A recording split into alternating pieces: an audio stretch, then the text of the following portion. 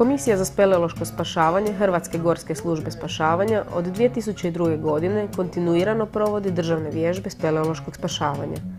Jama Rašpor, najveći speleološki objekt Istre, odabrana je za 6. državnu vježbu na prijedlog članova stanice Pula.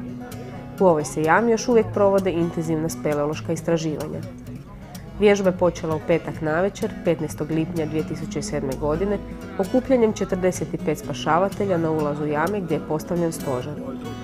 Izrađen je plan spašavanja, a prisutni spašavatelji podijeljeni su u 11 ekipa.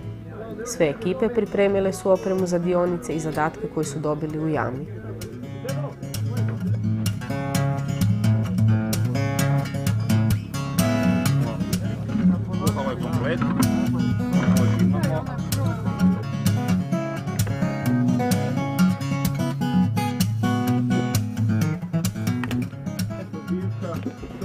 Nakon jutarnjeg briefinga u 8 sati u jamu ulazi sanitetska ekipa s nosilima.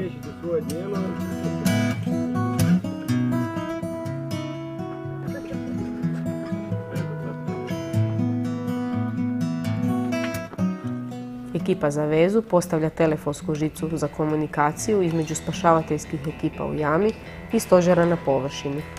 Redom ulaze ostale postavljačke ekipe.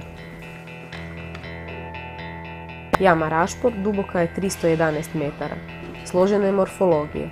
Ima vertikalu od 125 metara, niz kraćih vertikala kao i uske, visoke i teško prohodne meandre.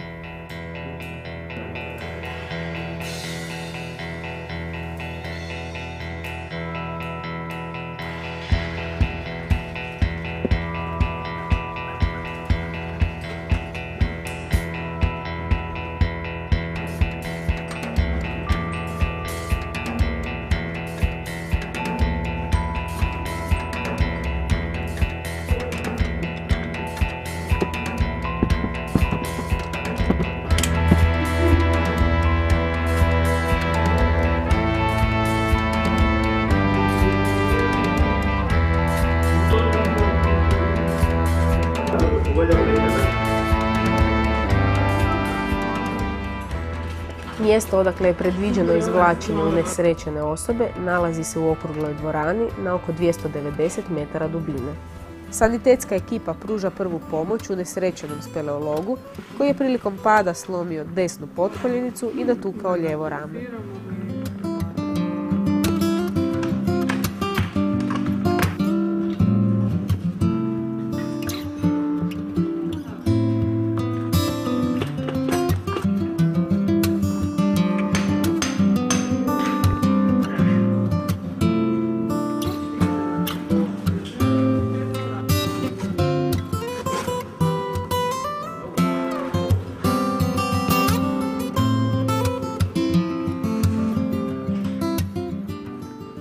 Nakon imobilizacije i utopljavanja, unesrećenog speleologa premještaju u pripremljeni bivak. Pruža mu se potrebna njega u dogovoru s liječnikom na površini.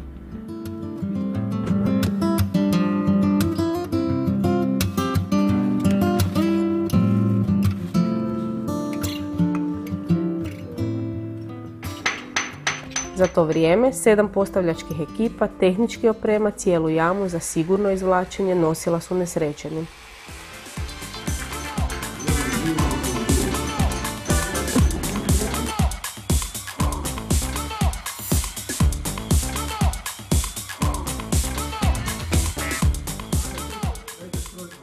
U 13 sati počinje transport. Za prolaz kroz uski meandar do prve vertikale trebalo je 2 sata.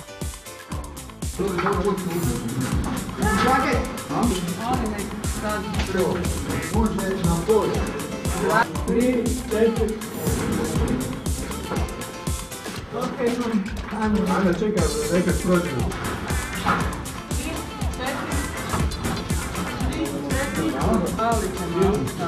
3, 4,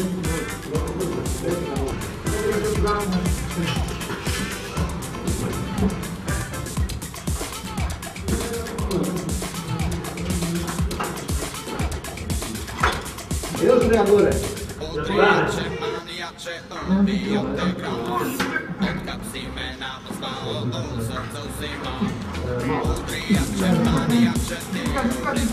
Ajmo još jedna.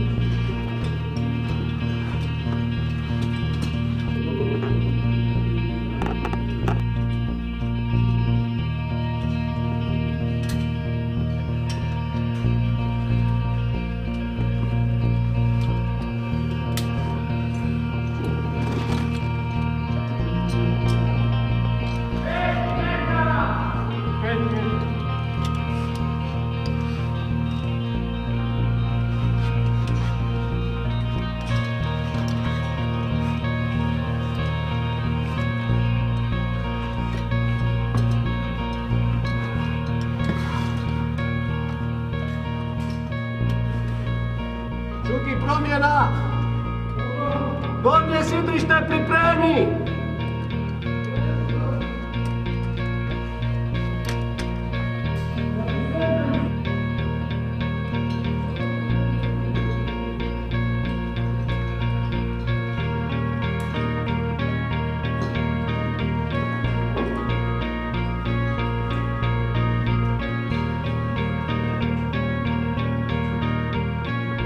Gornje sidrište slobodno, momci!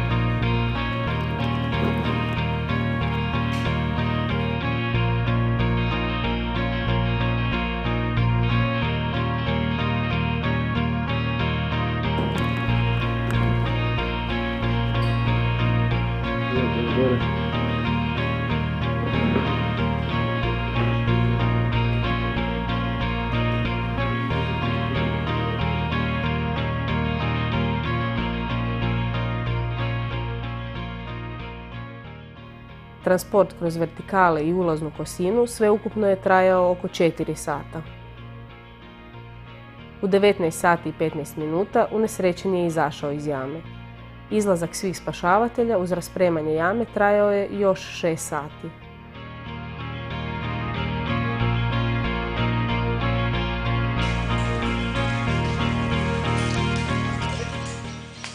Posljednji spašavatelj izašao je iz jame sat i 40 minuta iza ponoći u nedjelju 17. lipnja 2007. godine.